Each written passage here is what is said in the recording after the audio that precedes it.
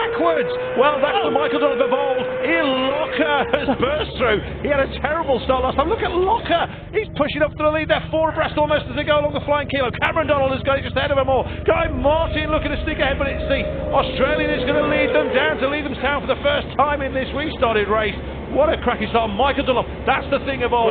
So many times he was so sluggish off the line, but he always had to play catch-up. That's what he's doing. He goes past Anstey, and he's made it up to behind Ian Locker. And Michael Dunlop, all action, 100% hero on the roads.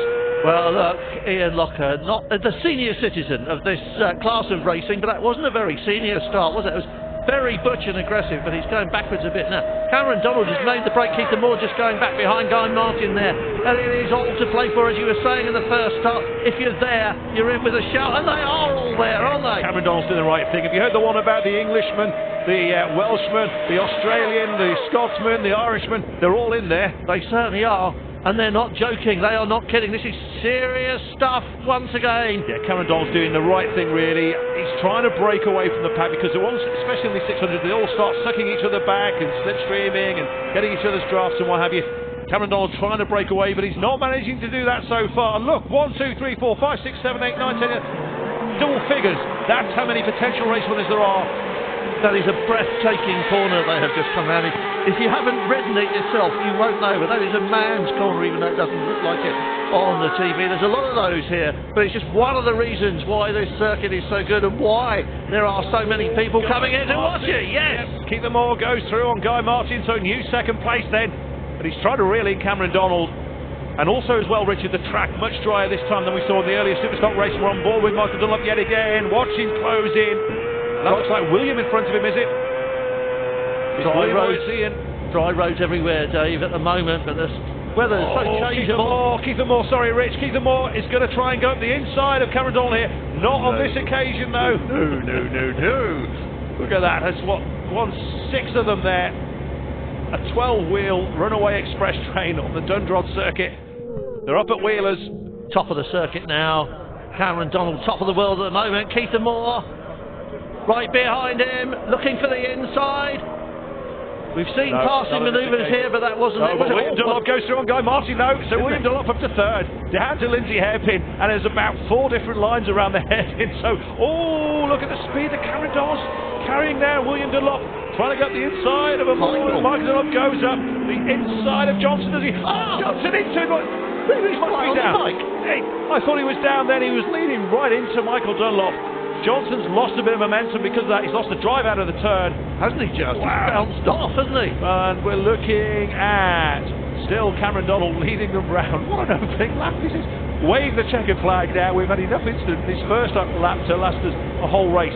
Is it only 1 lap? I thought it was about 6. Back on board with Michael Dunlop, and he's riding solo now instead of with Gary Johnson on the bike with him. He's closing in on William as well. Look at the speed from Michael Dunlop. Trying to go through, carrying the speed around the turns. See how the weather is different here. It's gone dark. There's wet patches back on the road. It's very difficult for the riders. This is going to have a new race leader now because Cameron Donald is certainly down past the flying kilo. You'd fancy him more to pull out the slipstream of the Australian here. He's tucked in right behind. Trying to break the slipstream, Cameron Donald. Michael Dunlop out of his seat. Guy Martin, Johnson and Bruce Anstey, who's tagged onto the back of this group as well now. And fair play to Cameron Donald. That 600 has got so much speed. Front wheel wobble from Moore as he goes through as well. Cameron Donald does the sensible thing. He's going to try and tuck inside him. Is he into Leathamstown? Cameron Donald, perhaps. Did you say sensible?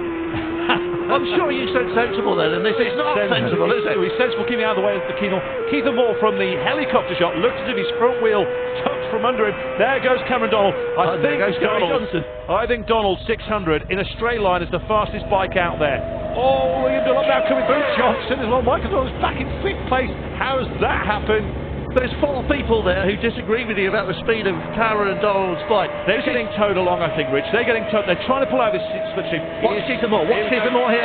This is where he's so strong last year. This is where he won it all last year. Donald, though, again, he's got the speed and he can carry the speed into the turn and he can still hold on. Cameron Donald is dictating this race at present because he's inch perfect. He's not making any mistakes. He's got the most powerful bike out there, and even out of his slipstream, they can't pull past him. Cameron Donald very much back on form, so quick through here, so easy to get it wrong. and Keith Moore right behind him, and then there's just a queue. There is no spaces. There's not a bike's length between them. And look at the guys that we're not talking about, the Locker, McGuinness, those people behind are not in this group. That shows the depth of quality, the strength of quality that we've got again at the Ulster Grand Prix.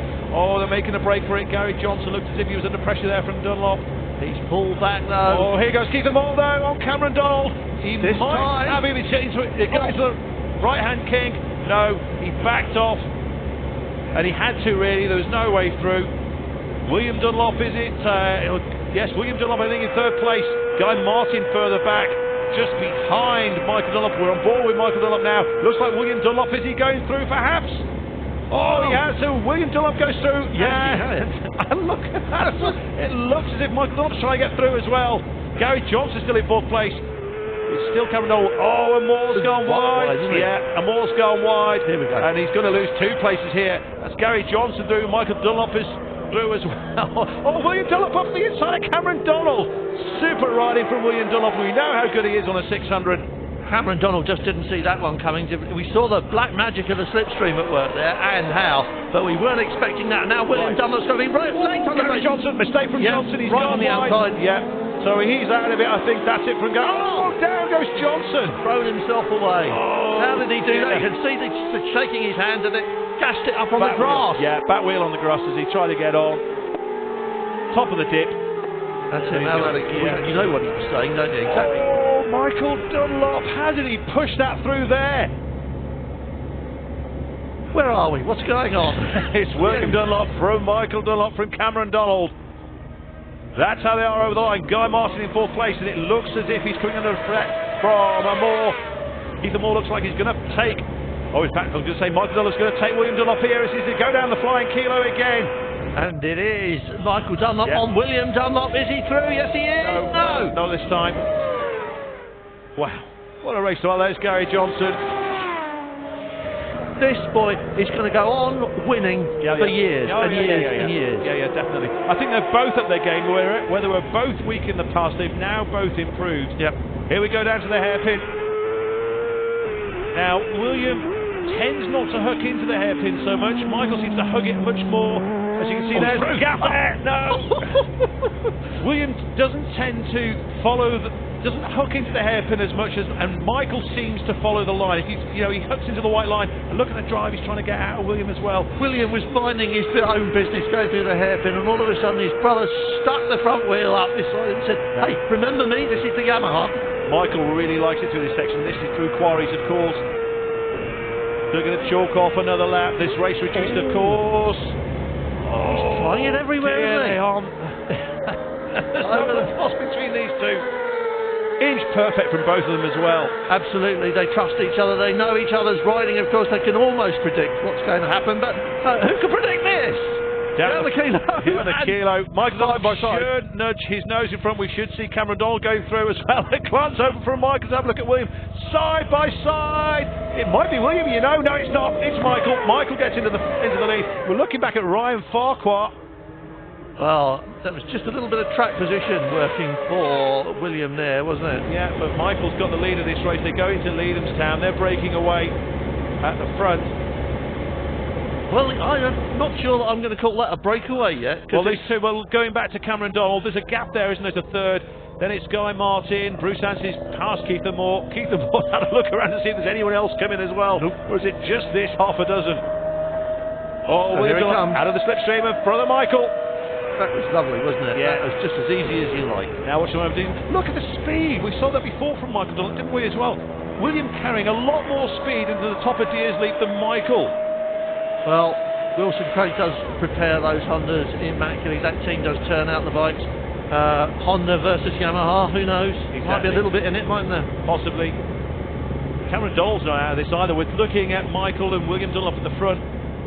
Cameron could close in on them, perhaps. They're coming down towards Islands. Again, this time, see, Michael's is quicker that time carrying the speed through. So obviously they've got their corners where they're hot and not so hot, and the ones that they enjoy and they don't enjoy so much. Trying to get the drive, isn't it? You want to run up the hill and everything. This circuit is so great because every bit of it counts. There aren't any places where you can say, well, I could afford to back off there or get that wrong. You've got to be on it everywhere. It's all working. That's right. So here we go then. Michael Dunlop is going to try and slipstream his brother William. There he goes. And he's now the kinks to the right. So Michael Dunlop takes the lead from William. So it's not a Yamaha Honda thing after all. It's a slipstream thing, that's all it is. And here comes William fighting back, pulling out of the slipstream. And they're again into the right hand, coming up to the top here. There we go. William Dunlop appears ahead again. And this is what they call a ding-dong. It is, but it's also true, as we've said several times before, that when you're in someone's slipstream, not only do you get a tow, but you suck them back, you pull them back, so you're actually slowing down the bike in front, and that's why you're getting this kind of catapult effect that you're seeing from the helicopter particularly, and we've seen between these two, swapping places. It's just a question really of who gets the best drop nearest the checkered flag at the moment. You see that certain short circuits, this is what's unique really about road racing, certainly here at the Northwest 200, and watch William this time goes wide, always opens that gone, there we go. Got that wrong, didn't he? Yeah, he did, he's just a little bit wider into the turn every time. Michael Dunlop's exploited it again. Michael knew William was going to do that, or I bet he had an idea that William was going to do that. He certainly, again, if you watch him again, Michael really hugs the line as he goes around the hairpin. William tends to drift out, and that leaves that door open. But as I say, the short circuits, there's only really, I can think of Thruxton before the chicane where that slipstreaming works into there. They all get sucked in. Yet that's happening all the way around as Michael Dunlop uses every inch of the track and more around, and they come across the line. Bruce Anstey still, in fact, he's up to 4th place now. We didn't see him go past Guy Martin. They get the last lap flag. Guy Martin is trying to pull out the slipstream of Cameron Donald, and what a story that would be. We've concentrated on the Dunlop so much at the front, and look at Bruce Anstey. Where's he come from? Side by side with Donald, and about to take 3rd place with the Australian Michael and William as well. There are 5 riders in a 3-second spread going across the start finish line at the beginning of this last lap. So it is still anybody's game, and they're still at it down the field. Look at the people, again, we're not talking about. Look at Bruce Anstey now, though, Richard, into Leedhamstown, and he's closed right on them, and I'm going to get my hand in my pocket in a minute and see if I can get a bet on Bruce Anstey, because you wouldn't have got one on him a lap ago. So Bruce Anstey right behind William Dunlop, Michael Dunlop still leading them, and Bruce Anstey looking to pull into 2nd place. There goes William into the lead. Will we see Bruce Anstey coming through as well? Wow, this is fantastic. Drops back to 3rd, and it's still the Dunlops out in front. So William leads Michael at the moment. Bruce Anstey's definitely got his name on the podium, hasn't he? Cameron Donald isn't done yet, though. I haven't checked. I'm sure he's got his name on the fastest lap for the last time around. But Bruce Anstey in 3rd place. Spots of rain on the lens there as well. So that might just come into play. There might just be a chance of some back marks as Ryan Farquhar moves up 1 position. So we're looking down then at William Dunlop. Michael Dunlop still in 2nd place. Bruce Anstey 3rd. We're on board with Michael Dunlop. This is the man in 2nd place, following his brother. And you'd have to say Cameron Donald and Guy Martin might be out of it now. It's a 3-way fight at the front. He was right on the grass there. William checks over his shoulder. We've got half a lap to go, 3.5 miles basically of this Dundrod circuit. A Dunlop is going to win this, but I don't know which one. It might be Anstey, and he's got a tall. That's a big ask even for Bruce. It is. Even for the slipstream here. We're going uphill. He's not close enough, but Michael is. Oh no. Dunlop William is still carrying. It's like the red limiter kicked in there with Michael, wasn't it? It's almost like he got too close back in. And that would be a first. So Bruce Anstey pulling up the inside the slipstream of Michael Dunlop. Will we get a face full of Bruce Anstey in a second? We've got a face full of William Dunlop almost. No, Anstey's not coming through. Again, we are. Here we go, there we go. No, that's the same again, isn't it? Got right up on the back wheel and then just had to get out of it. This is at Wheelers, down towards Tornagroff. I've got to take it back about Bruce Anstey. Look, he's right there, isn't he? He's suddenly closed that gap up in the slipstream, got the toe and he's there. It's a 3-way battle. But we've seen this every lap so far, Richard. William Dunlop has led into the hairpin. He's out of his seat there almost. He's led into the hairpin. Now watch. I say he doesn't hug the white line as much as Michael tends to. He's trying to defend that line. He's trying to hook in as much as he can. That's it. Just wide every time. He just Dunlop William out of the seat again. I think he needs to be about half a yard further over to his left as he goes into the hairpin just to protect it so he can hook back in for the exit. But he's having to go back. But I tell you what, it's a brave man. It's a very hard man who beats Michael Dunlop between here and the checkered flag. And Michael Dunlop waits so many times for wins to come along the Ulster. It looks as if 2 are going to come back to back. Well, it certainly looks as though William did the same thing at the hairpin and gave his brother the opening he wanted. He saw Michael, as you say, go high and wide and dive back across, and William just let him do it, and I don't think he'll let that happen again. Here we go then, Michael Dunlop, two-time winner at the Ulster Grand Prix. Yes, there you go. And the results, 0.3 of a second. It didn't really look that much between first and second place there. Bruce Anstey did indeed have his name on the podium. Did you time it to perfection? Was that always in your thinking? Aye, I knew I'd have a go in the last lap, you know, but I played and played, and it was nice, yeah, good crack, just sit in there and watch, but can't say more, but what it was, unreal. What a great race, just, I was riding the wheels off it, and I was riding the wheels of this, and two bikes were equal. Great racing with somebody that you can dice with, you know what I mean, properly, good tight racing. We're already writing new chapters in the Ulster's Book of Legends, and there are 3 more races left to run. Pick a winner out of this, Dave. Well, I think it's not so much pick a winner, it's pick a tyre for this, because obviously they've not had any dry practice. They're looking for a setup, and tyres, or choice of tyre, is going to be a lottery, because this could be a race that goes damp once we get going.